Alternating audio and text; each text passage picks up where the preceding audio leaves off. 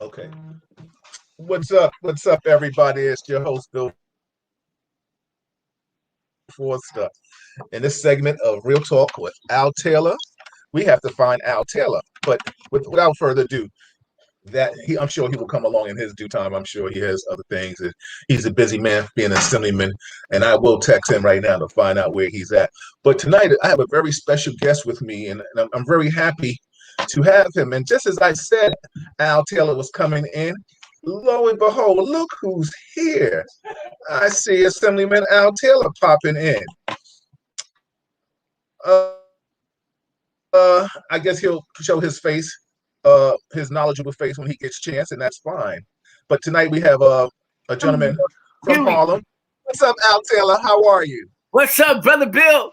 Billy was a real Bill. Welcome to the Bill Al Taylor Show. That's it, baby. This is Real Talk with Assemblyman Al Taylor. Al, how was your weekend? Bill, leave my Billy alone. I'm sorry, man. I've been working all day for this government money. Listen, man, I know what you mean. I've been up and down this East Coast. I've been driving all up and down this East Coast, and we've been racing against time. But it's a beautiful thing. First and foremost, how was your weekend? Busy. I work 7 days a week, man. But I'm not complaining. Right. Just an observation. So you do it with ebbs and flow. You enjoy. You get quality time. I had a blast the other day. I popped in at my wife's job and got a chance to have lunch with my wife and the kids. They didn't expect me to be there. Meanwhile, when I did that, I dipped south and I left so many things undone. And people were like, I'm like, you know what? I enjoyed the heck out of my day, Billy. So it was good. Church, virtual church? No. You know what? We've been doing services virtually, but last Sunday we went into the church and we did it from the church. We're going to be doing that probably into April, and then hopefully we'll be able to let folks back in April, May. But I'm going in, man. People want to feel the gospel. They want to know that Jesus is still there, and they can come back to the church. And it's something about coming together, no lie. I feel like I'm a Baptist preacher, but I just want to go in. And it's so funny. We have so much to talk about. We have a governor with with fire on him right now. We still have a lot of larceny in New York City with the trains. But politics, COVID, and stuff. Yes. Like that. But tonight we have an individual, Al, that's running for a candidate for city council, a brother from Harlem. And everybody, let's welcome Billy Council to the show. He's a Harlem brother. What's up, Billy? How are you, man? What's up, my brother Bill, my brother Al? How are you, good brothers, man? Thank you for having me today, guys. Man, absolutely, man, absolutely. The beautiful thing about Real Talk, especially this is Real Talk with Assemblyman Al Taylor, is especially when people are running for politics or running for seats, we want to make Real Talk a platform for them to come and introduce themselves if they haven't been in here already, but still. Billy, you've been on here before, but now you're a candidate for city council. So it's a whole different thing now. And this is an opportunity for you to let the people know why they should vote for you in that aspect. So basically, I'll start off. I'll tell everybody out there, if you're listening and watching it, first, if you're on YouTube, subscribe to it. Always subscribe to it. If you're on Facebook Live, share it. You can share from Billy's page. You can share it from Al's Taylor page. And, of course, you can share it from my page. I am Bill Forster. That is Assemblyman Al Taylor, and this is Real Talk with Al Taylor. Our guest today is candidate hopeful for city council, Billy Council. Billy, so let the audience know who you are, where you're from, and then we can go into some other stuff. So again, thank you guys. And as you know, my name is Billy Council, born and raised in Harlem. All my life I've been a servant of the community of Harlem, from a youth all the way up to an adult. I'm a father, entrepreneur, business owner, run a successful business in Harlem.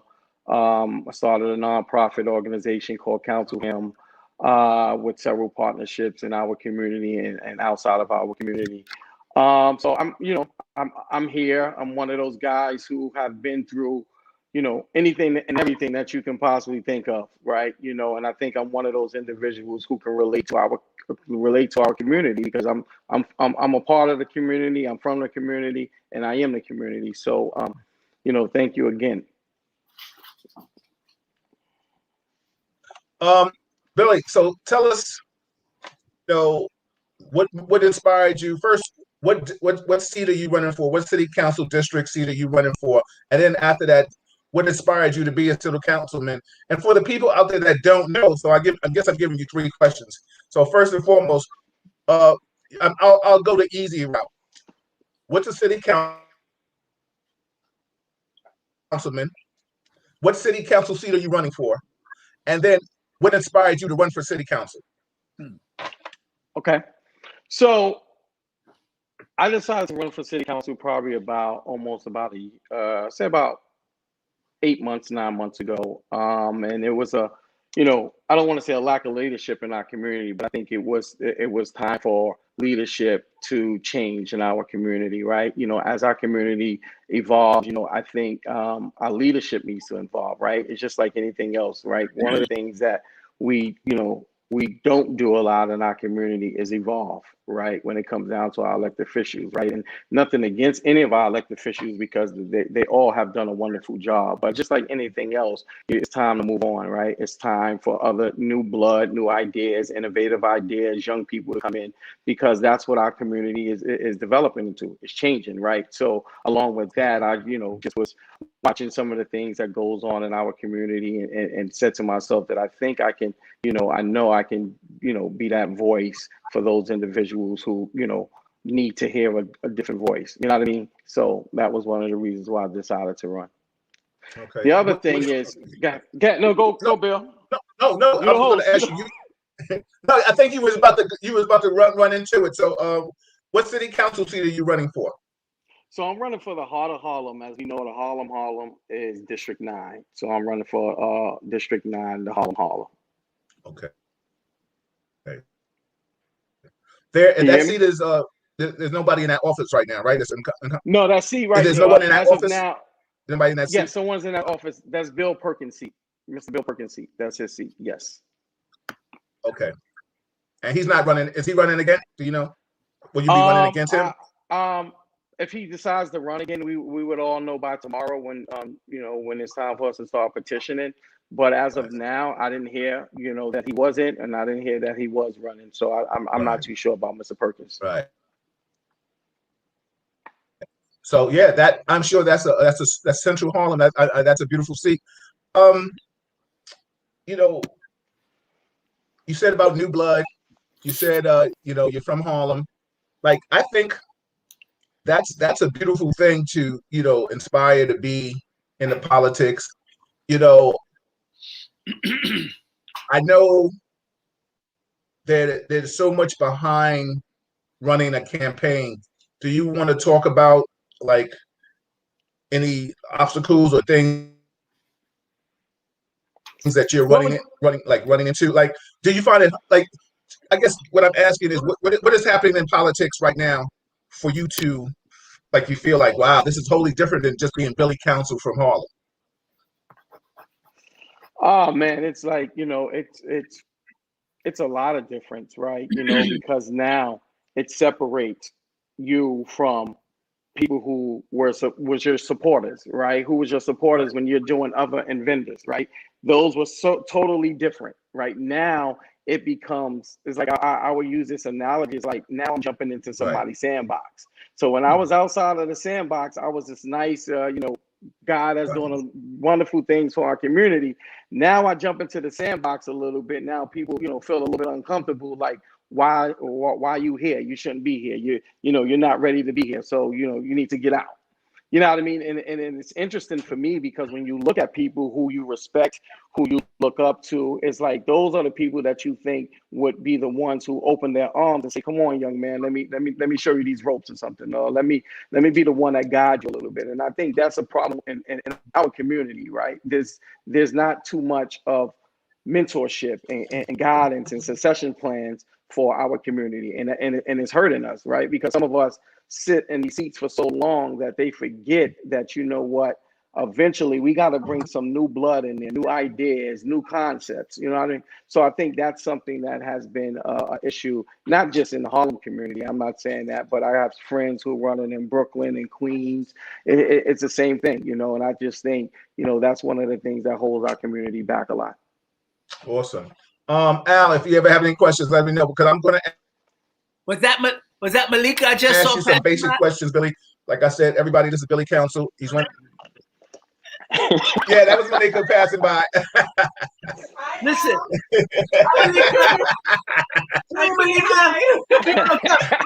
Hey, Al. No, tell me away, honey. My wife is home early. I say, watch, honey. I just need you to stick your head on so they know I'm still married. Hey, what's going on? How are you? How are you? How you doing? As Billy, you can see this is a family affair, right? Wait, hold on. Let me get my wife.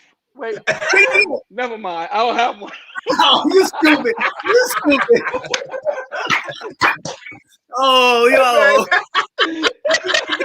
No, we got you on that one. But that's real talk, everybody. That's good one, Billy. And, you know, oh my God! So you know what's so funny, Billy? Let me ask you a question. So if you got elected, right?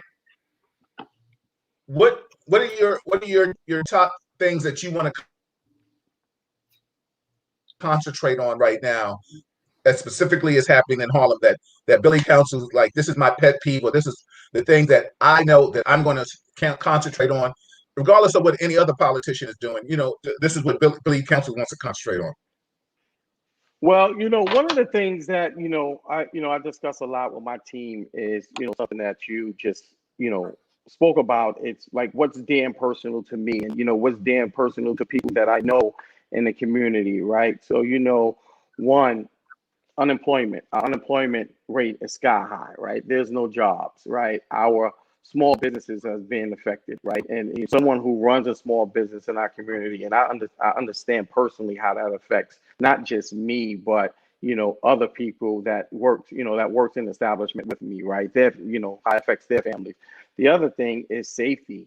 As both of you guys are, two men that I respect, gun violence in our community is up tremendously, right? Me being a part of gun violence, me being shot 6 times, left for dead in my building, and had to learn how to, walk, talk, eat, sleep, do all of that stuff. You know what I mean? That's something that's very, very important to me. And then, education, right? Because when we look at education, a lot of times we look at education as one dimensional, right? Like you need to, traditional way, you need to go to school from kindergarten to 12th grade, graduate, and then go off to college, you know what I mean? But then for some people in our community, that's not the norm for them, right? We have to be able to give our kids the opportunity to succeed on both ways, right? So we have to give them trades. We have to, meet them there, we have to meet them where they are at, right? And that's one of the things that I'm really, emphasizing, that we have to create a night community, right? A positive night community where in our ecosystem, what we're going to do, we're going to have all of these schools in our ecosystem in District 9. We need to have them open to 11 o'clock where we can have some trade programs in there. We can have some arts programs in there. We got some sports programs in there. We need to give these young people, right? Not just our teenagers, but our young adults also. We need to give everybody the opportunity to succeed. And once you do that, that starts to weed out the gun violence. That starts to weed out, because now you're giving these individuals opportunity, right? And I think that's one of the things that's lacking, is we don't have the resources. And if we do have the resources that's in our community, we need to bring them to light. We need to bring them to the surface so everybody can know where they're at, and not just a few. Awesome. Everybody, that's Canada Hopefield City Council seat, Billy Council, right here with Assemblyman Al Taylor, myself. I'm Bill Forces. This is Real Talk Chronicles, Real Talk with Al Taylor. And Billy, so let me ask you a question. For those that don't know, and that they must have came from under a rock, everybody knows I'm prior law enforcement. Not, but I'm a Harlem dude. So I always tell people I rep my city, but of course I'm about law enforcement, law and order, I should say. There's such a divide between our community, and the three of us are all from Harlem, our community, and law enforcement. You know, the police commissioner is putting people of color in powerful positions. Shout out to Chief Rodney Harrison, just getting promoted. You know, Yes, yes. Just for everybody out there listening, he's scheduled to come on Real Talk Chronicles. We don't know yet when, but he is slated. We're working on that. And we're working on some other, of course, politicians along the line to come in and talk to us. But with that being said, if you're elected, what would be some things you would do with law enforcement and the community to try to bridge that gap? One of the things that I think is important that I think we all missing is we need police in our community. No matter how, how people may slice the cake, we need police in the community, right? Mm-hmm. But I think what we need to do is we need to bridge that gap between the police and our community, right? We need to, hold police accountable. But we also need to do is we need to put police officers who know our community.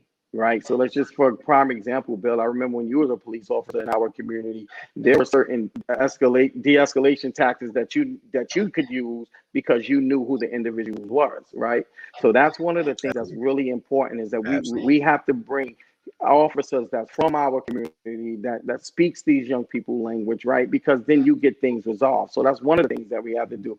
The other things that we have to do is make sure that our police officers understand the demographics that they're dealing with, right? Because sometimes we put police officers in these communities and they don't know the language. They don't know, they don't know the ins and outs of the community, right? And then, the other thing that's important, I think that one of the things that I want to do, I want to have police officers give them the opportunity to, before they get on the job, they spend time in this community. They spend time walking around, meeting with, stakeholders, meeting with community leaders, meeting with CBOs, right? So these officers can have these relationships with these individuals, right? I think that's really important. Yeah, thank you. Now I'm gonna make a statement, and I want you and Al to chime in on it. And I'll ask Al his opinion, and then I'll let you come in, Billy. I was talking on one of my segments. I had a discussion about law enforcement dealing with people with mental problems at the time. The police department calls them EDPs, emotionally disturbed person. Some people are going through things in their lives. They can easily fall into that category. What I was suggesting, and this is something that I want to implement, and I will try to, with no matter who's in office, with Al's help or whomever I meet along the way, or the police commissioner or the mayor, I would like to offer them this kind of idea. I would think they need to start a specialized unit of officers that are trained in how to only deal with people with emotional problems, right? So in essence, say we would have a terminology in law enforcement, we would call it like 6 and 1, like 6 officers, 1 supervisor, or maybe a couple of supervisors, right? And they would turn out the borough. The borough is the one place that handles Manhattan North. The borough may handle Manhattan South. Al, they know what I'm talking about. Each city, each borough has its own section, like Manhattan North, Manhattan South, Queens North, Queens South, Bronx. So with that being said, I felt that they should have 6 officers working each tour, right? Because you can't have just 2 officers or 1 officer, because if a job comes over in a 3-2, emotionally disturbed a woman, those officers, lights and sirens, they run to that scene. You need the officers that respond to sectors to isolate and contain and wait for EMS and these responding officers that are trained in handling, de-escalating, you know what I'm saying, with people, with emotional disturbed people. this is just my personal feeling. This is something I would like to implement. I think it's necessary. Like even not even coming in the uniform. Sometimes the uniform can escalate. You understand what I'm saying? The uniform, a person sees a uniform, even a dude arguing with another dude, see the police, oh, here they come. I ain't in the mood with this. So imagine if a person is emotionally disturbed at a certain time, whatever he's going through or she's going through, and then they see that uniform, they see that officer, sometimes, and let's keep it real talk, they may see that officer that's not their color.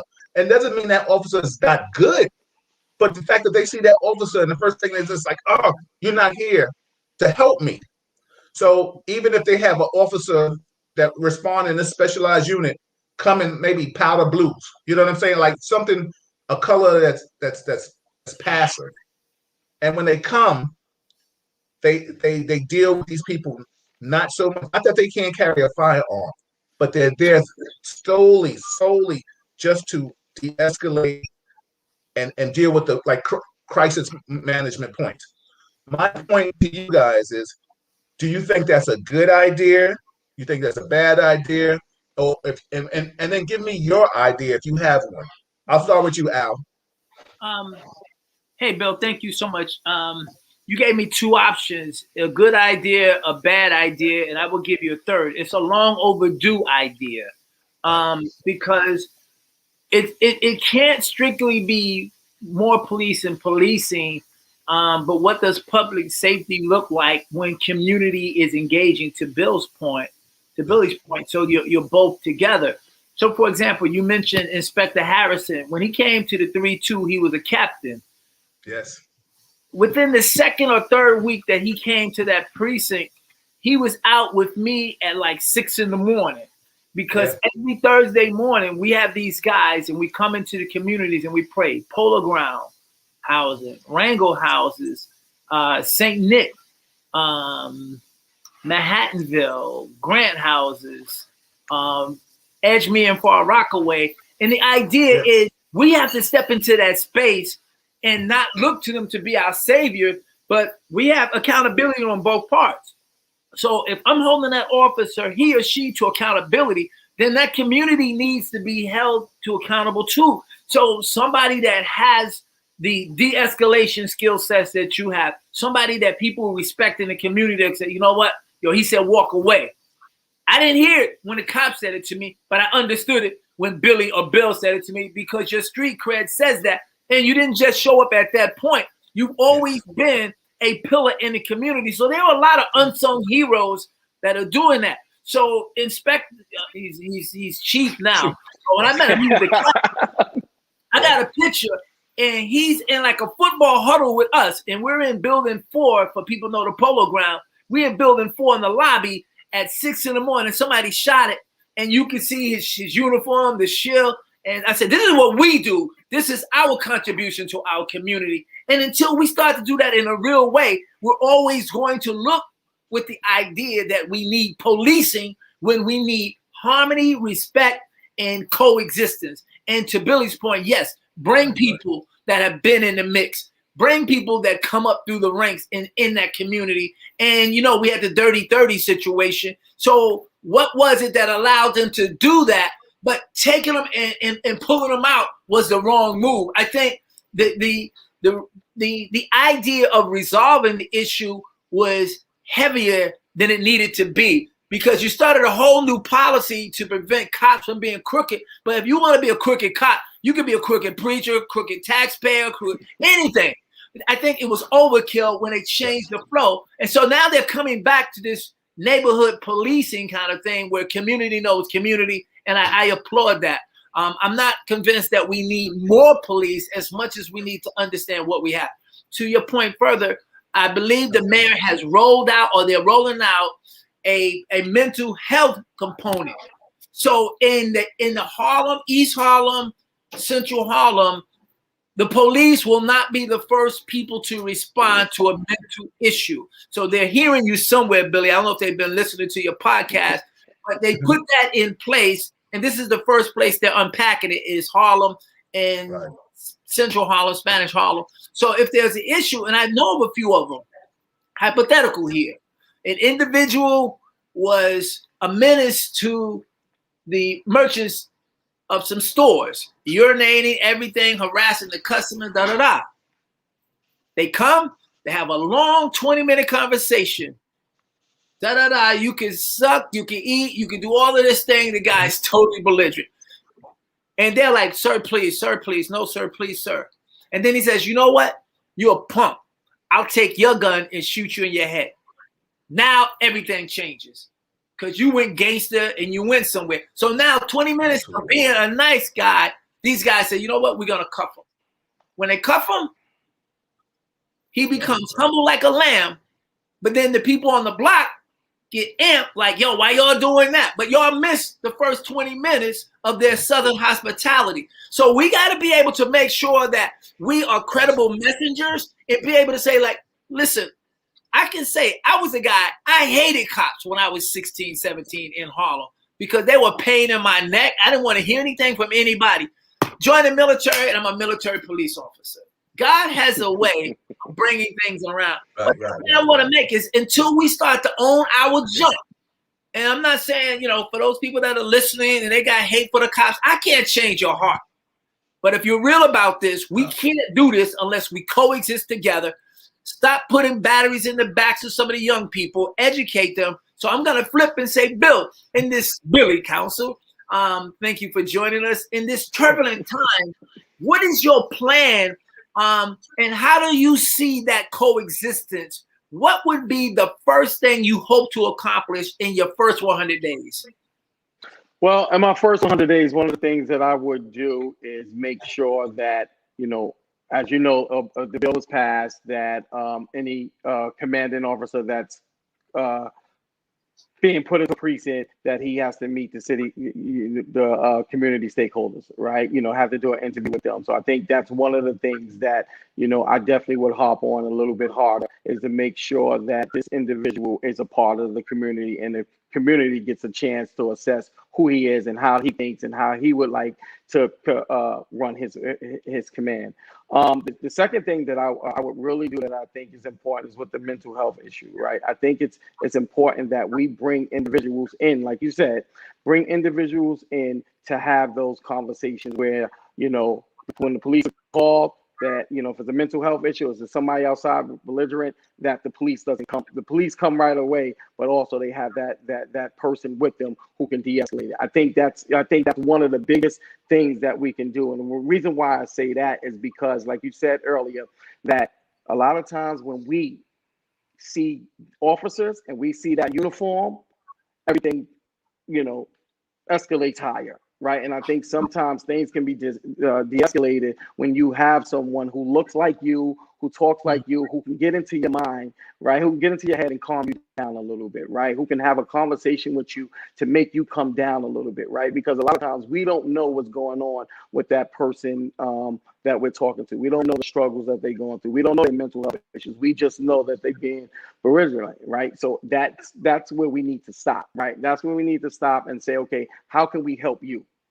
Right? Like, I think we need to be a little bit more understanding as officers. I'm not me as an officer, but officers need to be a little bit more understanding. But then to piggyback off your back, you know, our community has to take responsibility for those in our community, right? We have to have programs. We have to have places where we can serve our mental health individuals, right? We know who they are, right? We know if somebody's in our community has mental health issues, right? Our community knows that, right? You can stand on a corner and see somebody walking down the street and you may know him like, nah, he has some issues, right? So if you know he has some issues, you have to, you know, be in that part of that village and be like, you know what, I need to help him.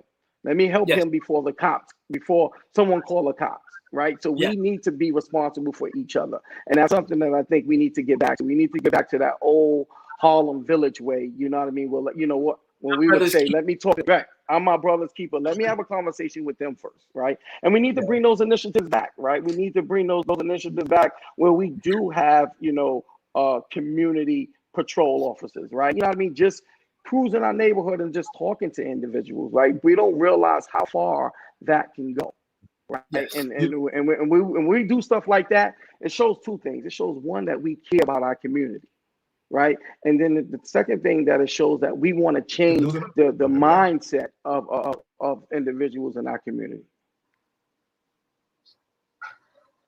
Absolutely. You know what's so funny? What you were saying, Billy, and I think about having a village. I think Al, Billy, and myself, we are all from the tenant association in the building with Miss Johnson and Miss So and So are sitting in there, and they told you, sign the book or how you doing, how's your mother? You know what I'm saying? I mean, there was a different level of respect that was always done. And also too, to piggyback off what you were saying about an officer having credible creds in the street. When I came on a thing, and it just is, it's just so what you said, Billy and Al. If I came on the scene, people in the neighborhood knew me, right? So they was like, "Oh, Officer Foster, he's cool." But if that was, I'm just throwing out the way, if that was Mudbone, and Mudbone is acting out, the first thing you're going to say when I get there is, "Yo," or I'm going to even know after your interaction with you, you're going to be like, "Nah, yo, Officer Foster, that's Mudbone. That's just who he do. He's Mrs. Johnson's son on Twitter." You know what I'm saying? Like, yo, he harmless. He a little different, but he harmless. Yeah. Okay, so now I deal with Mudbone in a whole different way. Yeah. Because I might say, "Yo, Billy, Al, because y'all hanging out." I'm gonna be like, "Yo, talk to Mudbone, calm him down. Maybe one of y'all go get his moms, tell his moms or his brothers or whoever, say, 'Yo, Mudbone out here acting up.'" Because the bottom line is, I'm gonna play my position and make sure he's not gonna hurt anybody, instead of trying to just police him when he doesn't need to be policed. Yes. Because the bottom line is, the one thing I can say to Mudbone is, "Yo, you in front of Mr. Sanchez's store. He doesn't want you here. That's why I got called." So Mudbone, go over to the park, go somewhere, walk under the L, do what you want to do. You understand what I'm saying? But Mr. Sanchez don't want you in front of his store. Now, this is Richard Pryor, man. This is Richard Pryor on down. I just want it, man. I'm sorry, Billy. No, I'm sorry. I'm trying to come back. I'm like, wait a minute. That's Richard Pryor, Mudbone. My bad, man. Yo, Mudbone, Pookie, Yaya, Yay, whatever you want to call this dude. The bottom line, we want to get him in for the Sanchez store, because the bottom line is, he doesn't need to be arrested. You understand what I'm saying? And I think that was the beautiful thing about when I worked. I would come, and that would be a situation where you'd be like, "Yo, listen," because the bottom line is, once you have established yourself in the community, people will respect you. Like I said, there wasn't my sector knew me. From the 2-8 precinct, everybody in Harlem, from the good dude to the bad dude, they was like, "Yo, Foster's not coming down here busting heads unless he has to." You understand what I'm saying? And then to be honest with you, I would come if this was your block, Billy or Al. And I mean, I don't want to deviate from promoting you or having you showcase yourself tonight, but in lieu of that, if this was your block, I'd be like, "Yo, Billy, come here. Al, come here." They're like, "Yo, we was just doing this. They shooting dice. They making too much money playing their radio. This your block. You know what I'm saying? You're supposed to be that dude. Handle that. You don't want me to come down this block. You understand what I'm trying to say? Because if I come down the block, it's not your block no more. It's my block. And then everybody's going to do what I say. You understand what I'm trying to say? So it's a whole different energy. I think it's a beautiful thing when Harlem Knights like yourself and Al run for positions in Harlem. And I say that, I wish you the best of luck, because the bottom line is, you're going to be a face, and you're going to feel like just Al can maybe contest to this, as I sure can. Once that uniform was on and Al comes with that Assemblyman in front of his name, people start looking at you and someone start taking shots at you. You understand what I'm saying? But wait a minute. All day I tell people all the time.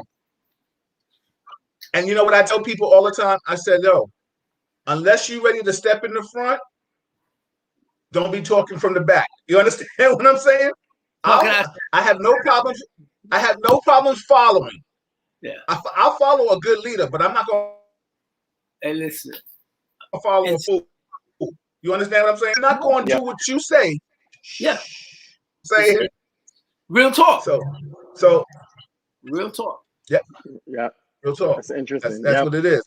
You know what I'm saying? Because shout out to Felicia in the building. Cheryl said exactly. You have to handle an EDP very carefully, and it's not a one size fits all. You're right.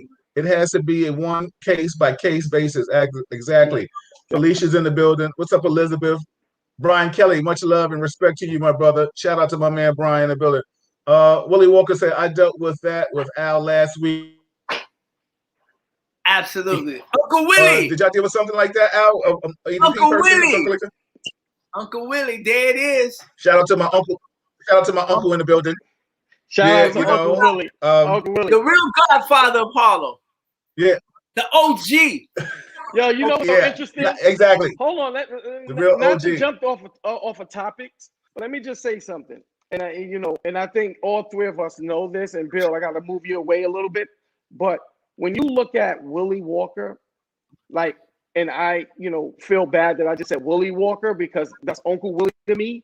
But when you look at a person like him who walks these streets and who knows everybody in this community, it's a test of who he is, right? And, and I remember the first time I said I was going to run and I came to have a conversation at his house and he just was like, when you talk about real conversation, oh yeah, I had this conversation with him for about 2.5 hours, just about Harlem. You know what I mean? Because Uncle Willie's old school. When you say old school and OG, when you mention anything about Harlem, you gotta mention Uncle Willie. You know what I mean? And let me just tell you a funny thing. There were 3 people in this world who blessed me, right? It was my mother, it was my grandmother, and it was Uncle Willie. Right? Uncle Willie said, go ahead and do it. He said, I want you to do it. Right? Just because he knows how important it is for young people like myself to be involved in a change in our community. Absolutely. And to piggyback on where you're going, Billy, this is the Uncle Willie interruption commercial segment for a moment. He's like, he rolled up, he was like, listen, I need to see you. I'm like, oh, and I'm running. I'm trying to get there from another spot, and I'm that candidate that hasn't won yet. And he roll up, and literally, he roll up, and he said, "Hey, man." I'm like, "Hey, what's going on?" He said, "Here."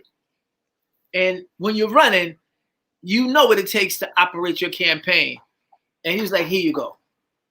And then another time, he was like, "Take my house and do a fundraiser." Mm-hmm. Uh-huh. Man, I ain't want to leave. Grandma said from the root to the tooth, I didn't want to leave. Don't go to the basement. I ain't want to leave. But in all sincerity, you're in a crowded race. There may be like 9 of you running. I had the pleasure of sitting down and talking with you a little while back. I think I've chatted. I've had a sit down with just about every candidate that's running in that councilmatic district and 2 other councilmatic districts, so just sitting down here and then listening. What I like about you is if I had to say something, it would be he's got street cred. And the funny part about this, and I didn't know you were on tonight. I knew that somebody running for office would be on. I didn't tell him. I just told him I was having somebody. Exactly. And it's good because it's real talk. We don't have anything to chop it up and pre-chop. We just go straight in. And the beautiful thing about it is that we have mutual friends. Like my friends were saying, Al, you got to meet Billy. You don't know Billy? And then the other guy, Al, you got to meet Billy. You don't know Billy? And then we bump into each other on the street. He said, I'm Billy. I'm like, well, thank the Lord, man, because everybody said, you got to talk to Billy. Billy looking for you. And so we catch and we know everybody. I commend you for stepping out there. I want to encourage you. I know about a week ago you did a forum for my political club. You were part of it. We didn't endorse any city council members in any of the 3 councilmatic districts, which is good. But I want to encourage you in this space, Billy.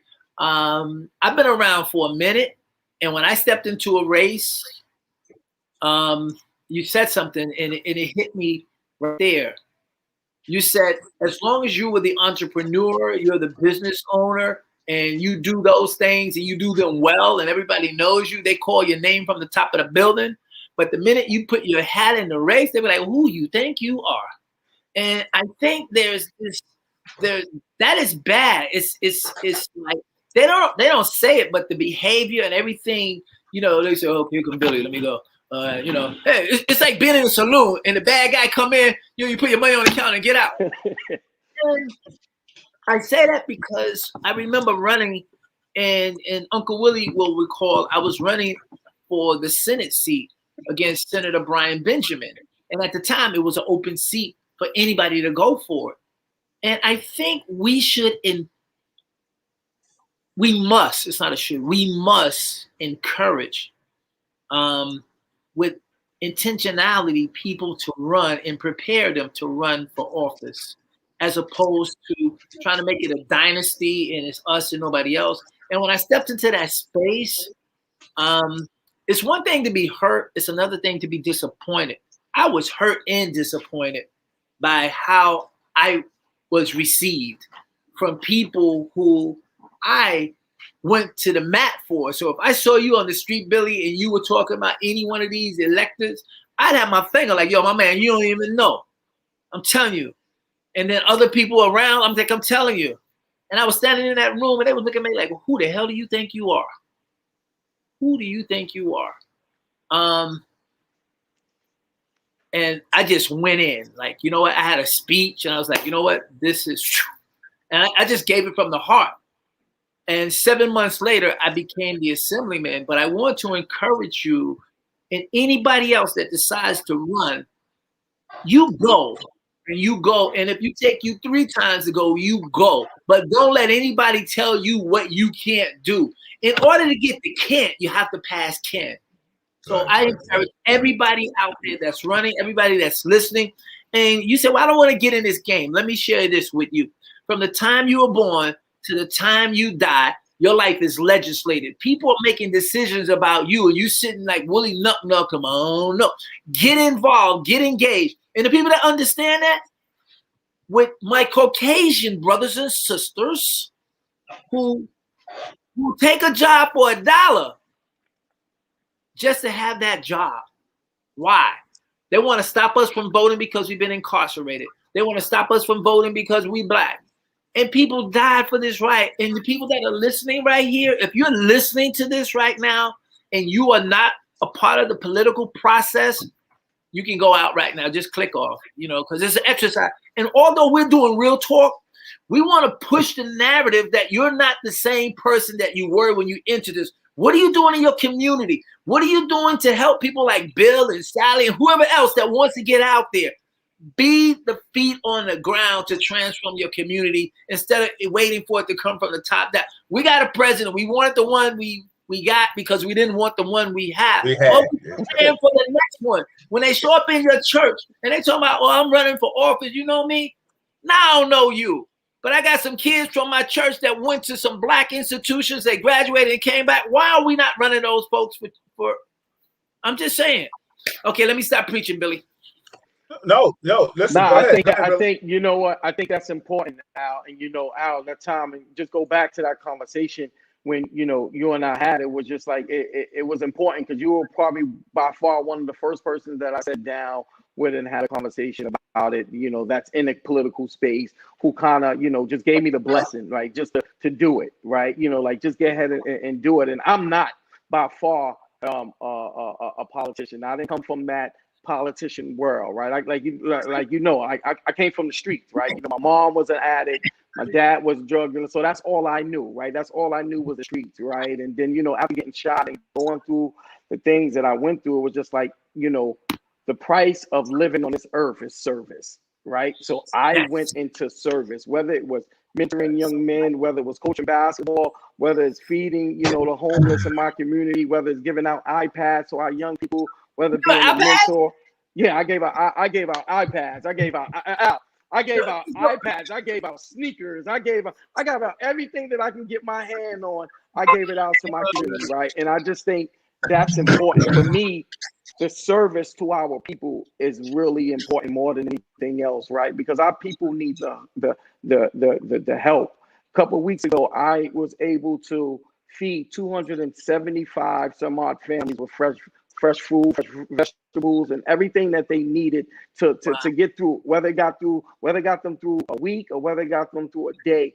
I was able to give them that, right? And then for me, a lot of the stuff that I did and I do wasn't even for me running for city council, right? I didn't matter. It was just something that was installed into me that I need to do the right thing, and I need to get back to my community, right? Because this community made me who I am, who I will be, right? And who my kids will be, right? And I think it's important that we look at it, right? A lot of people use Harlem as a namesake, like I'm from Harlem, but do you really understand the fabric and understand, the things that Harlem, our community did for, not just for New York City, but for the world, right? Yes. And for me, it was just like more important. It's just like, Billy, you have to serve your people. You have to serve the community that you love, the community that you've been a part of, the community that you did good, you did bad, you did indifferent, but you got to be that voice of change for everybody in that community.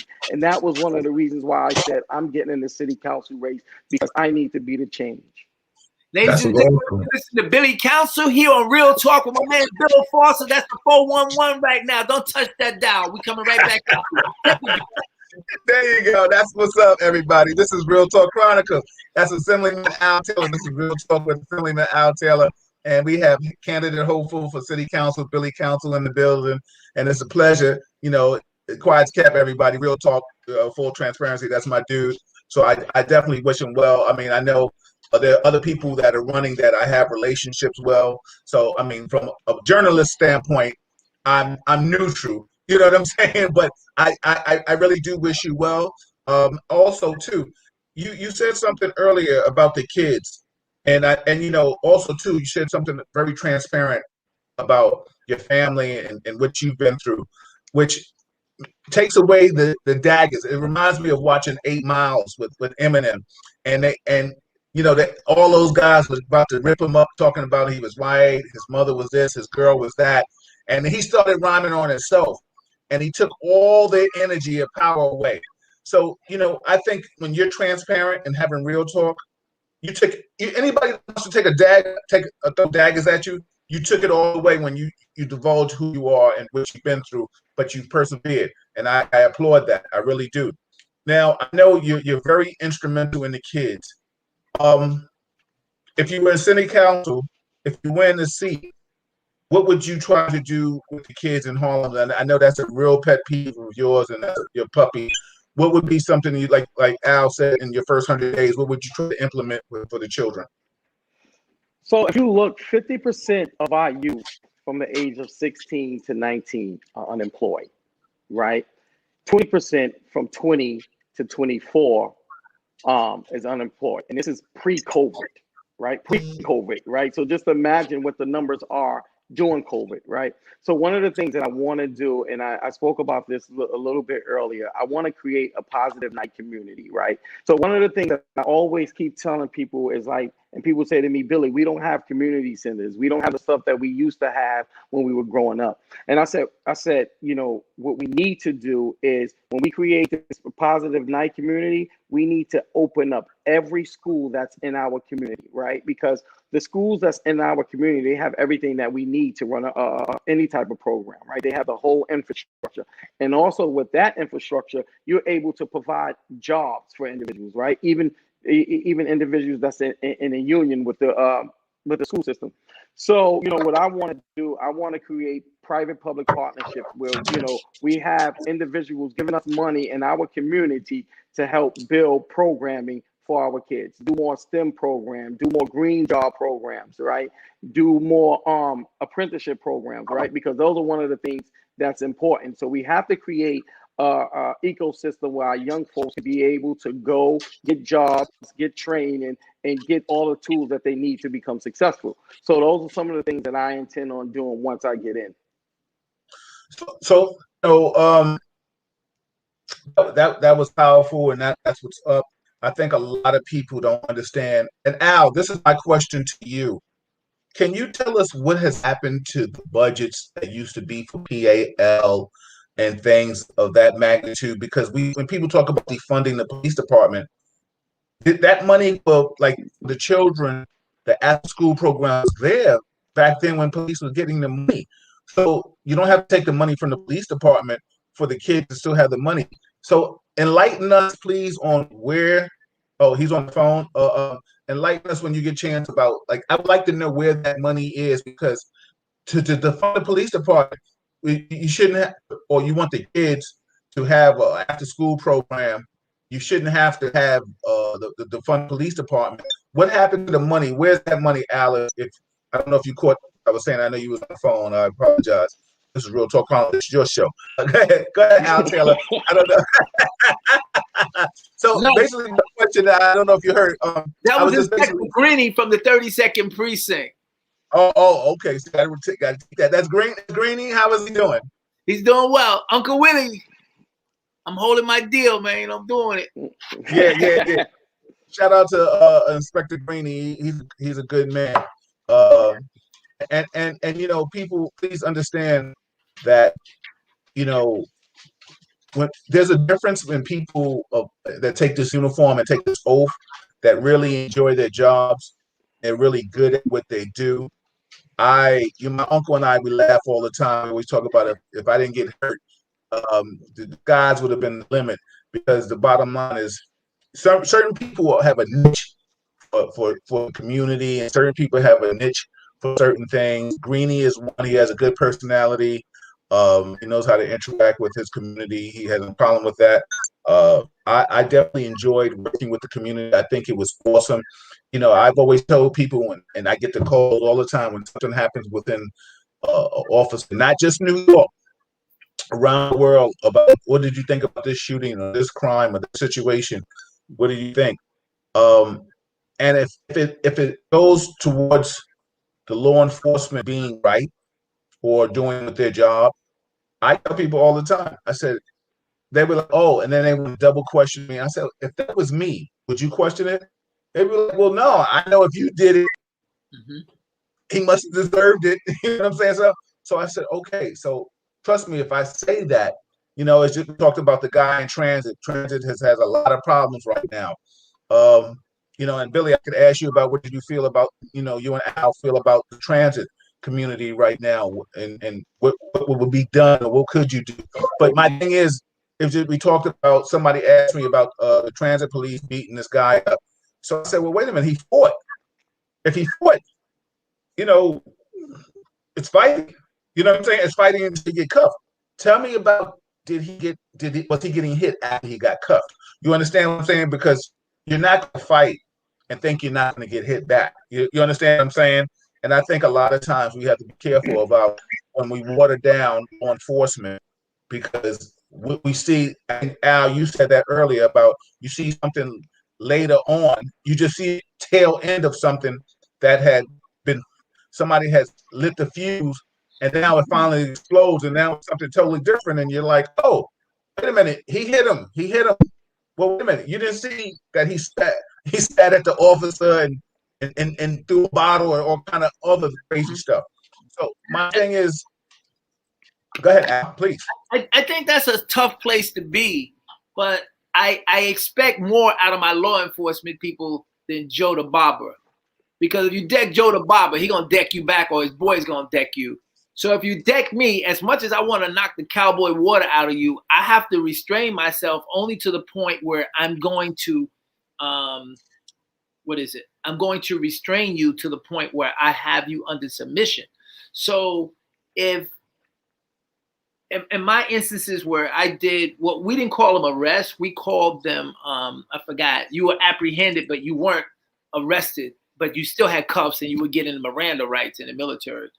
I couldn't allow my emotions to be my response to what you did to me or what you did to someone else. I know that's easy to do, but I believe as a taxpayer that individual that has that badge and that gun, he has what they call in Greek is dudamus. He has the authority and the power to operate. And in that power and that authority, he or she has to do things slightly different from Joe the Barber, no matter how offensive it is. Because the perception is you punched me. You sucker punched me when I went to cuff you. Yeah, I'm pissed. Now I can stomp you out because I got the authority and I got the power to do it. But my job is to restrain you no more than if you had assaulted someone else. So I think there's a thin line that we have to make sure that our officers don't allow their I'm disrespected to kick in. They don't allow that old boy network to kick in and do the job in front of them. Is it easy? No. But one of the things that they did when we were in training, they had us in spaces where they spit at you. They did all of these dehumanizing type of things that piss you off to see where your psychic is. And I was more afraid of what the military would do to me for doing something wrong in terms of accountability than what I was afraid of what would happen on the streets. So my gun, the 45, never had a round in the chamber. Some of my boys had rounds in their chambers, but they told us don't keep one in the chamber. So I was a stickler for the rules, if you would. Right. Let me interject for a second, and everybody, this is Real Talk Chronicles. I'm your host, Bill Forth. This is Real Talk with Assemblyman Al Taylor. This is Real Talk with Al Taylor, and we have a candidate hopeful, Billy Council, running for City Council in Harlem, District 9. But now when we're going to talk, I'm going to give you some insight, and I can only give you real talk from my perspective and law enforcement. The past, a lot of things were able to be done,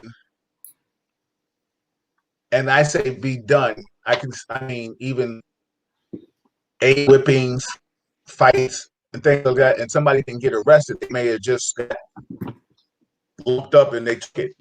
As time has changed, people have now. Everybody's like, "Don't do this, don't do that."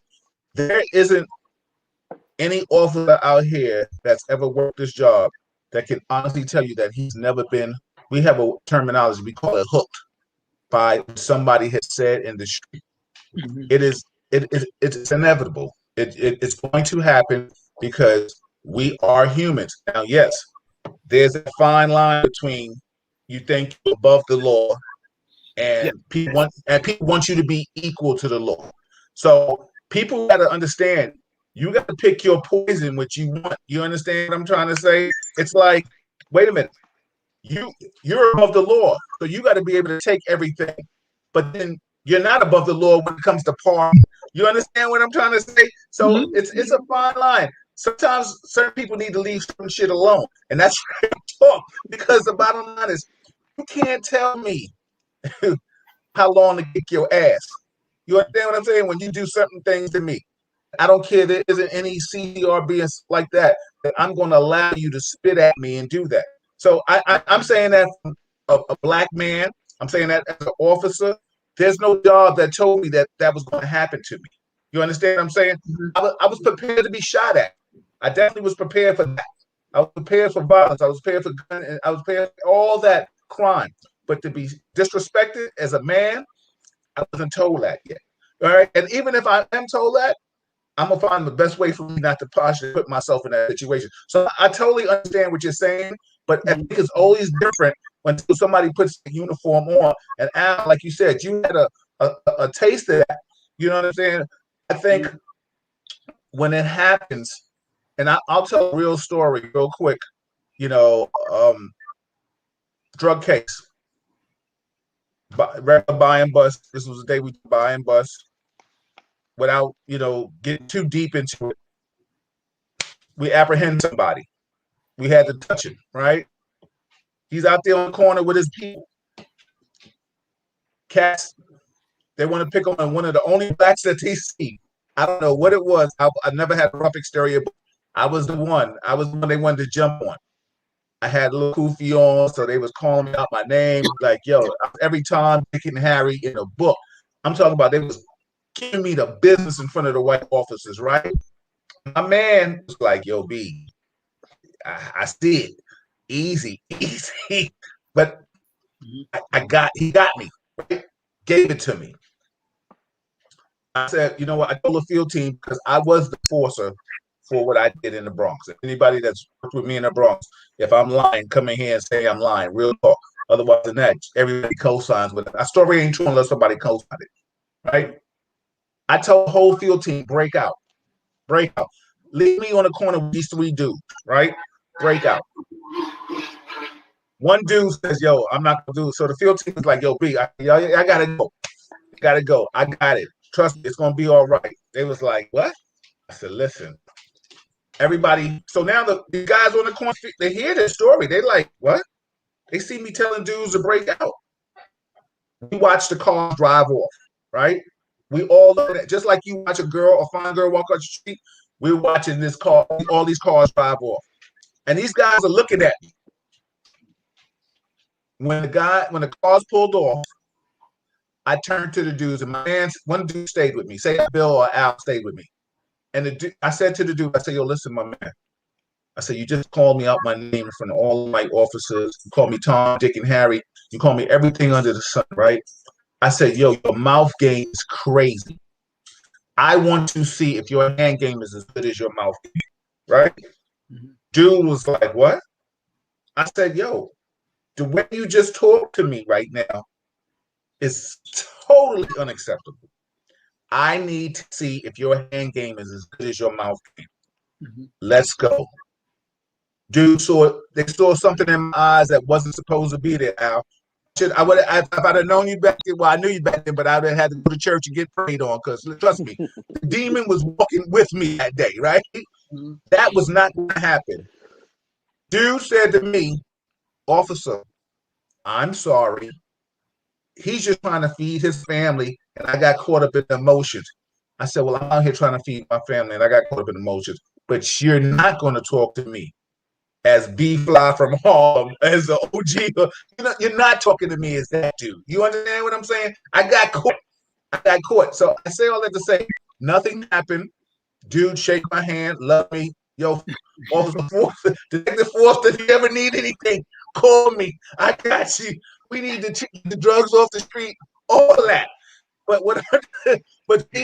there are a lot of farm individuals. But when I say all that to say, and it goes back to what Billy said earlier, and that's all transparency. A lot of times you need officers that can still walk that street. What has happened is that the community has taken that.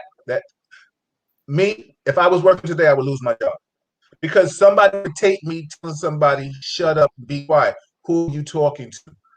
But see, the thing is, you will take me saying that, but you didn't take me not cuffing him and taking him to jail. You understand what I'm saying? Yeah, absolutely. Anybody can put cuffs on somebody. Anybody. I've seen the weakest guy. I know the weakest officers got a rap all up into their neck. All these arrests, but they worked with somebody to get it, and they got their name on the paper with it, right? They wasn't that dude. You understand what I'm saying? So yeah. I say all that. The moral of my story is to say that sometimes we can't hold good officers accountable for a lot of bad stuff that's happening in the street. But the bottom line is we need people like yourselves out here that can differentiate, you and Billy, that can differentiate between the good cop and the bad cop. You understand what I'm saying? Because a lot of times that is not being done. I think I always say this in lieu of talking about officers. I think officers need specialized training in hand-to-hand combat. Let me tell you something. Not that they're going to be able to exercise it, but now, you know what's so funny? Wait a minute. Billy Counsel, you was trained an extra 3 months in hand-to-hand combat. Why'd you shoot that man? He didn't have a gun. That's accountability. You understand what I'm saying? There's no accountability to say, well, wait a minute, because an officer can go on the stand right now, and I was an expert witness for the Bronx DA's office, so I know how to testify. An officer can get on the stand right now and say to you, he says, listen, I've never been trained to fight by the police department. That's why I'm scared. Well, wait a minute, you were a police officer. Yeah, but I was in fear for my life. That's what officers are saying. Al, you in the military. What would you say, or your commanding officer say, if somebody say, yo, there's an enemy over there, but I'm scared to go over there? I'm not going on duty with that person. they're not riding in my patrol car. We're not doing no duty together. And if I see them come up as backup, I'm doing what I know how to do. But I'm not counting on them. And Billy, we're all 3 of us are from the Harlem streets. If a cat is scared to hold you, to back you up in a fight or something like that, yo, listen, I can't rock with him. The worst thing is nobody wants a soft person around him. The police department has trained people to be soft. And I don't want to deviate that. That's a whole other conversation. But everybody, that's Billy Council. He's running for city council of District 9, New York City, Harlem. Assemblyman Al Taylor. I'm your host, Bill Foster. This is Real Talk Chronicles, and this is Real Talk with Assemblyman Al Taylor. Billy, tell us what's your vision for Harlem right now? Because I know I don't want to hold you too much. I want you to stay as long as you want your family. You know that, and everybody. That's me being transparent. Billy is my dude. So, I see this became a family show right now, and letting Billy pronounce establish itself and talk about itself. So I apologize. This was really about you tonight, Billy, but it became a family thing again, and you're always welcome back. You always know that. You're always welcome to come back. So what would you love to see happen in Harlem if you got in the office? What do you want if you work with Assemblyman Al Taylor? Whomever is in office, what do you want to see happen? One of the things that I really want to see happen is for us to create a diversity of thought, right? We all have to have an inclusion of thoughts, right? We need to be innovative. We need to come together. We need to join our old Harlem with our new Harlem, with our gentrification. Like all of that's going to happen, right? All of that is happening, as you can see with the buildings that's coming up and the new and infrastructures that our community is developing. And I just think one of the things that we need to do, we need to start coming together, right? We need to start elected officials. We need to start listening to the community, what the community wants, what the community needs, right? A lot of times, we feel that we have the answers. No matter who gets into this office, whether I get into the office or whether someone else gets into the office, we have to listen to what our community needs, right? Instead of saying this is what our community needs without the voice of them, right? So we need to be inclusive to their thoughts and inclusive into their needs, right? We have to be those individuals who say, our city, our community needs to go upward. Right, we can't stay level playing field anymore. We need to go upward, right? Because our community is going to continue to grow. Like I walked through Harlem yesterday. Just was walking through, and I realized once I've seen all of these buildings going up, how our community has changed, right, dramatically, right? And that's not going to be able to stop. Right. So now what do we have to do? We have to be inclusive, right? We need to, make sure that, our community, leaders, be the voice for us. Make sure they talk for us. Make sure they're fighting for us, fighting for our community, not just in there for self-gratification, right? We need to make sure that we have people there that cares about our community. So I want to see our community thrive, right? This is Harlem. This is the Mecca, whether you said it or not, this is the Mecca of the world. This is the Mecca for Black folks, right? This is the Mecca that everybody wants to come. This is where everybody get their culture from. They get their style from. They get everything, right?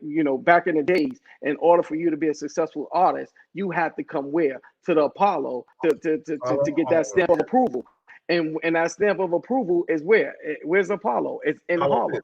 So everything, you look at all of our leaders, right? Our Black leaders or whatever, Harlem was their foundation, right? They always ran through Harlem. And we got to continue to push our community and our culture and our people upward. We cannot stay level playing field no more, right? So we have to start becoming a little bit more innovative, right? How do we bring our culture? How do we bring our community to where it should be? Awesome. City council member candidate, Billy Council, my man. Awesome. About 12 people in that field. Bill Perkins is expected to be in the race. Today, for your listeners, is the day that petitions hit the street. So if people accost you, knock on your door, they got green No. It's tomorrow, the 2nd, not the 1st. Okay, so tomorrow. It's the 2nd. Okay. It's the 2nd. So if they knock on your door today, do not illegal. That's illegal. They can't take the signature before. And you have those Grammy people out there that are getting signatures tonight, putting tomorrow's date on it. Thank you, Billy. So listen, there are quite a number, as my brother Bill Foster said. This is Billy Council candidate for the 9th City Council district race.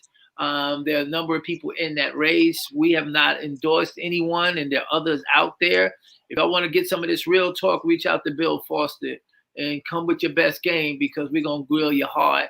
And the people out there. Hey, Bill, we haven't got no questions. What's going on here? I don't know. I think everybody, this is a love fest right now tonight, Billy. This must be a love fest for you. They watching a game or something? What? I don't know. and you know what? This is right, because let me tell you something. We are the version. This podcast is all about putting people right now in the real talk seat. So any politician out there, anybody out there, spread the word. Anybody wants to come on here and express themselves and tell why they should be somebody in our communities of these 5 boroughs, or run for office, and you want to sit on a seat. Listen, this is the platform that, here. Listen, we had Alan Bragg, we had William Allen, we had Eric Adams. We're working on some other things. Thank you, Billy. Appreciate that. I'm working for some other people that are running for mayor. Anybody, you want to come here, talk about it. We'll listen to you. We'll find out what you say. See, the beautiful thing, like I said, how I feel personally on the side and what I do is totally thing. But this platform is right here. If Assemblyman Al Taylor wants to endorse you right now, or endorse somebody, then no he'll pressure. do it. No pressure. But the bottom line is, like I said, from a journalist standpoint, I'm gonna give everybody the platform, and I'm gonna rock when I say on the side. You understand? Because I will hate somebody to say, "Oh, you endorse William Allen, you endorse Billy Council," but I'm coming on your show. What I'm saying, they feel like it's slated. But the bottom line is, listen, I'm giving everybody, Billy, you say what you want to say, you do what you want to do, and you always welcome back, brother. Listen, Billy, I don't know if you want to stay along. I want to talk to the. You here? So okay, listen. I'm here. Real talk. I'm gonna roll out in about 10 minutes. But question: am I a journalist too? Am I considered a journalist? Yes. When you sit here, yes. Yes. Yo, I need something to look dignified. No, Al, this is when it's your show with me, you're a journalist. That's why you ask the question. And listen, we can hit him with the Ted Koppel look. We can hit him with the over the glasses, the Ben Franklin joint. You know what I'm saying? So, listen. Well, we're only going to stay on for 10 more minutes. So the bottom line, because if Al got to go, then we'll all go. But Al, let's talk about this, and Billy, let's talk about this. Cuomo, sexual harassment. What's your thought process on it? Anybody, I put out a tweet yesterday or today, I don't remember. I think any person, any woman, any individual that feels that they have been assaulted verbally in any kind of way, I don't believe it should have taken this long to call for a special investigation. That should have been the first thing.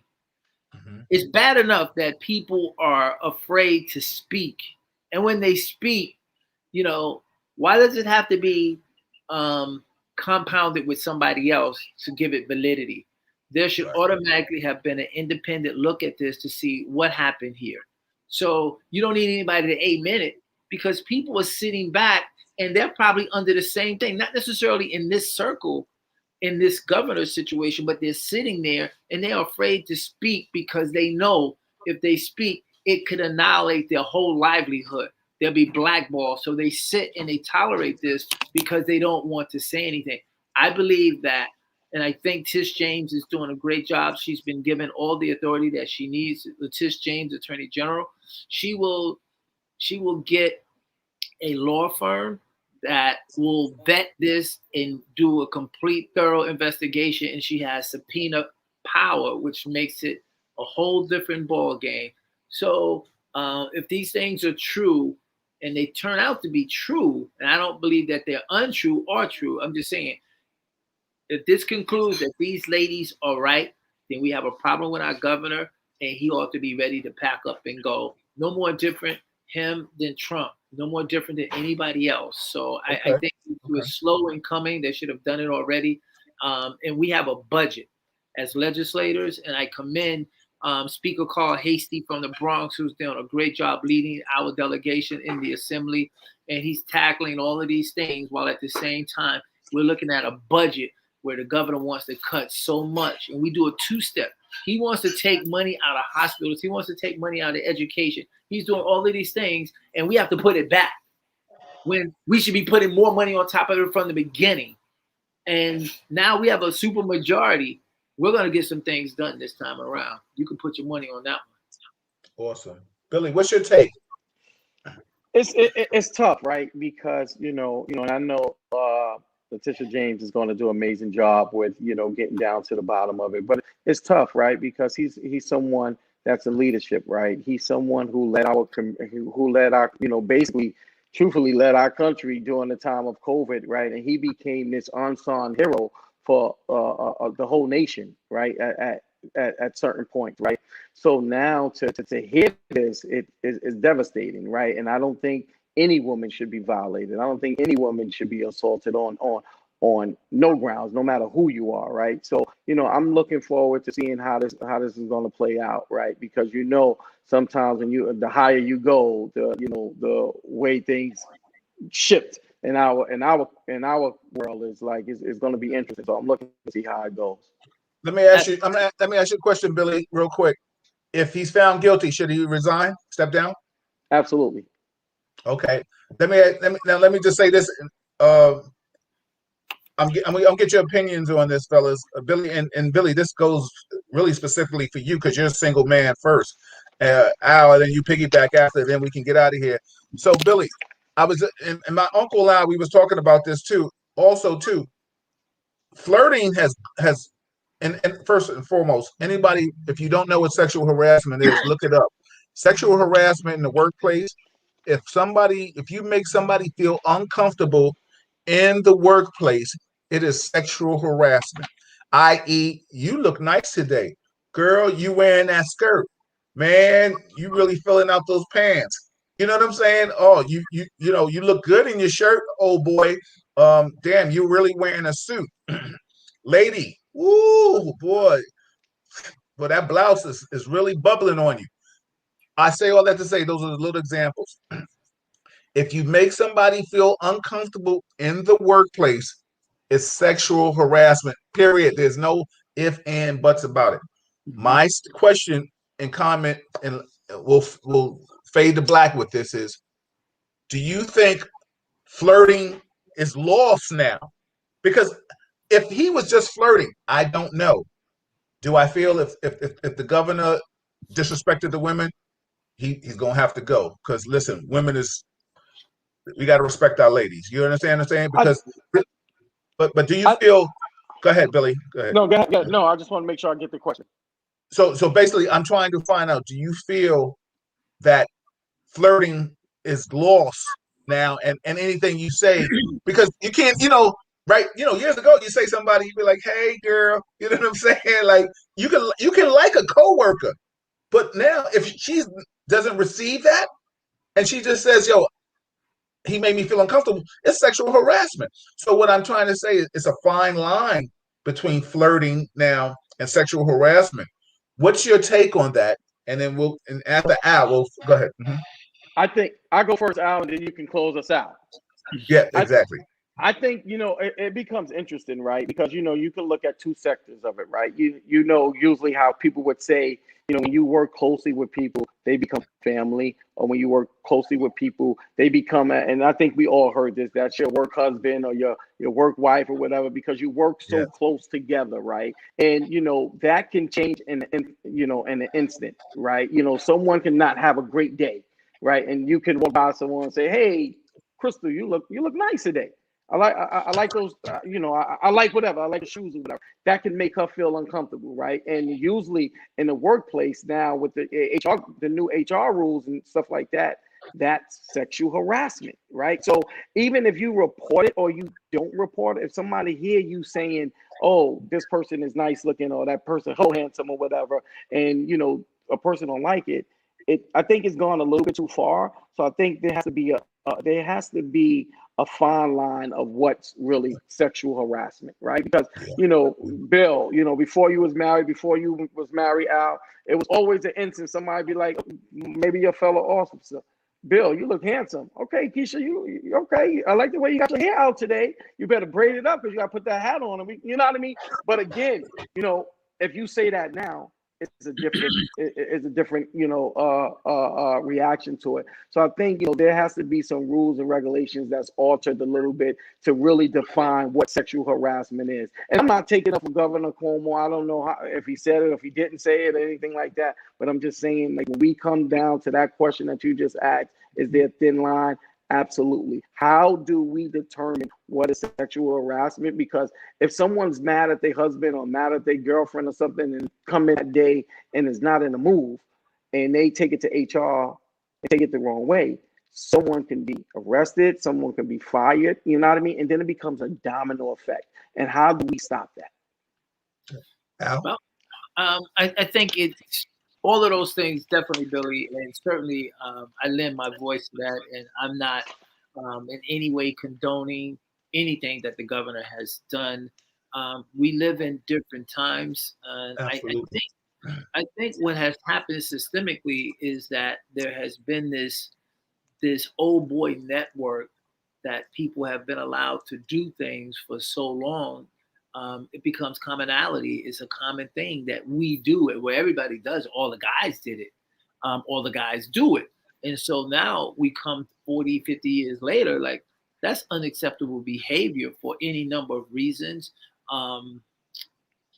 Companies, corporations, and businesses, institutions have to now make sure that they're providing HR conversations on what is acceptable and what is unacceptable behavior in a workplace. If someone says, "Hey, Al, man, that's a really sexy bow tie," I mean, I can feel like they made a pass at me, or I feel uncomfortable. So there are steps, and we have to keep educating not just the women, but guys. You said something earlier, Bill, like you came up on the scene and somebody said, "Yo, that's Mudbone. You know Mudbone." But we do know these people, but their habits or their presentation is not in step with 2021. Somebody got to pop their collar because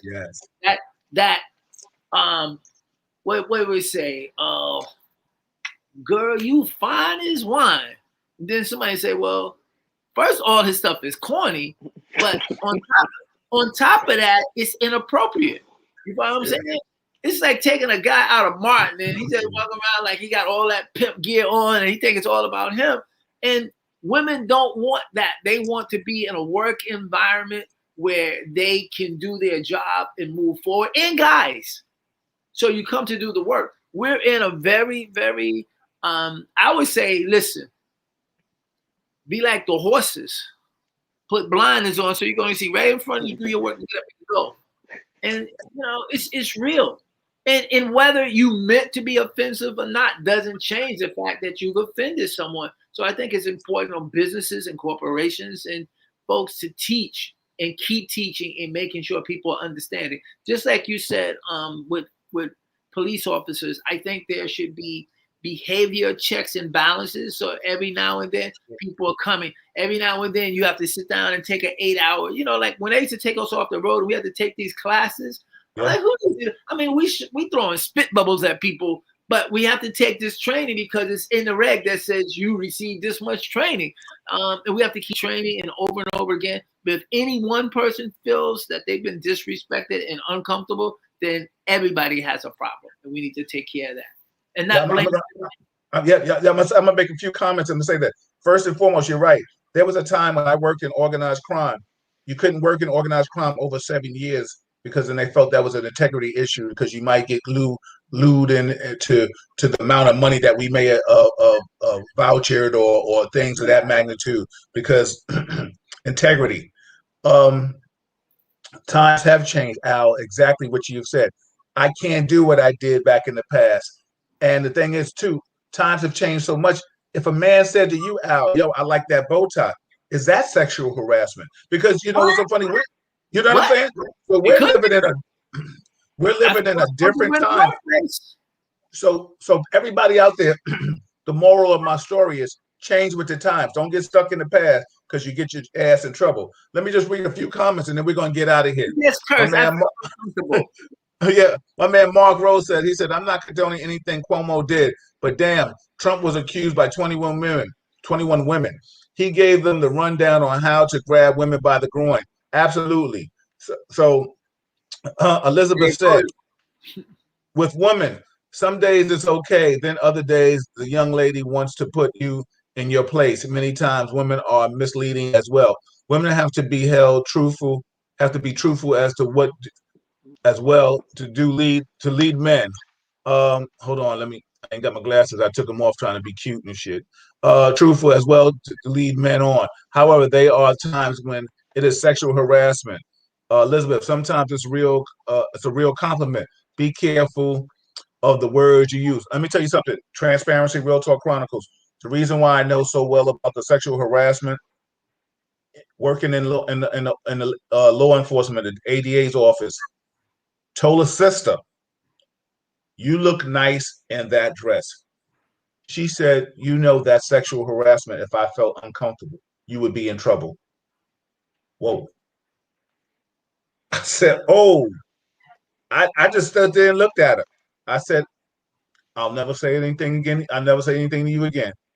She said, "Well, yeah, I just wanted to let you know. I'm not going to say anything. I just want to let you know if that's what sexual harassment, anything that makes somebody feel." I learned firsthand. And thank God I didn't get penalized and punished by that. This is Real Talk Chronicles, everybody. I'm your host, Bill Foster. This is Real Talk with Assemblyman Al Taylor. That's Assemblyman Al Taylor. That is candidate hopeful for City Council, Billy Council. Billy, we wish you all the luck. You're always welcome to come back. I applaud you. We'll talk. We'll talk a little bit 2 minutes after this. Al Taylor, anything you want to say? You want to give us a prayer? You want to say anything positive? Positive affirmation? Anything, brother? Please. Be encouraged. Be encouraged. Bill, since last year, this time, we're first week of March, we were informed that there was a case in Westchester. Right. And we started to talk about how much money we should put together for preventive, whether it's 10 million or 20 million. No one had an idea at that moment that this time, this year, there will be over 500,000 people that are dead. Folks, you're here because God spared you. Live your best life. Give them credit every day. It's not that serious. Forgive, forget, and love. You got your man Bill Foster here. You got Billy Council running for the 9th City Council District. And I'm that dude from Harlem, Assemblymember Al Taylor. This is Real Talk Chronicle. Don't forget it. And none of this would happen without Malika, just so y'all know. I'm just saying. I mean, you're right. We up here front like, yo, yeah. But if Malika wasn't pulling some strings and making this thing happen, we'd have showed up 20 minutes late. He wouldn't look all sharp. I'm just saying, let's give it there. And I wouldn't be wearing this bow tie if it wasn't for my wife to teach me how to tie this thing. Exactly. And y'all see why I got this shirt on, because I don't have a wife. He ain't married. But that's all right. But listen, check this out. I just want to read Paula's comment, and then Billy, I want you to tell people, give them some parting words and tell them how they can support you if they choose to contribute. Yeah. Paula says, she says, but when these incidents happen, the individual must make the accountable for their actions instead of waiting and claim you were offended. We live in a world where you don't know whether you're talking to a man, woman, child, senior, or what. Good evening, guys. Happy to, yeah, definitely. Amen, Bishop Taylor. That's Reverend. Reverend Al Taylor. Bishop. Hey, listen. You can be Bishop. Exactly. You can be whatever you want to be. So listen, I'll pick this up more with Kevin on Wednesday. We'll talk about Como and sexual harassment. Maybe we try to reach out and get somebody. Al, we'll work on some people who we can bring on that are running for offices. Billy, you're going to do me a favor for Al and I. You're going to work on that for me. So Billy, tell people how to vote for you, what to do. If they want to support you, contribute to your foundation, your campaign, give them all the information. And all right, I can be reached. You can reach me on all social media platforms at Billy Council. You can reach me at billycouncilharlem.com, where you can find all of my plans for our community. But one of the things that I want you to do, I need you to click on the donation button and donate. As Assemblyman Al will tell you, that it's imperative that in order for us to run election, running a race, we have to raise the funds, right? So that's really, that's really crucial and it's very important. The other thing is I want you to get involved in the local election. That's where all the changes and the laws happen. That's going to affect you. Our local elections are more important than who we elect as a president, right? So we need to get to our local elections. The way we had a turnout for presidential election, we need to have that for the city council and your local elections. Those are extremely important. Get involved, find out, what your city council office, who your city council is, who's your district leader, find out all of that stuff, because those are the individuals who will make a difference every day for you. Everybody, Paula says she stands with Como. Good luck, brother. My Mark says good luck to you. Everybody, we're going to pick this up Wednesday. Billy is always welcome back. This is Real Talk Chronicles. That's Assemblyman Al Taylor. That's the council. That's hopeful candidate Billy Council. Everybody, I'm your host, Bill Foster. That was Malik in the back. That was Gwen in the back over there. Billy's gonna get somebody in the back. One day. Everybody, y'all pray for Billy. Raise your hands for Billy. Pray for Billy. Pray for Billy. Pray for Billy. And Billy and Al, hold on for a second, and then everybody will talk to you later. Everybody, good night. We'll see you Wednesday. Hold on.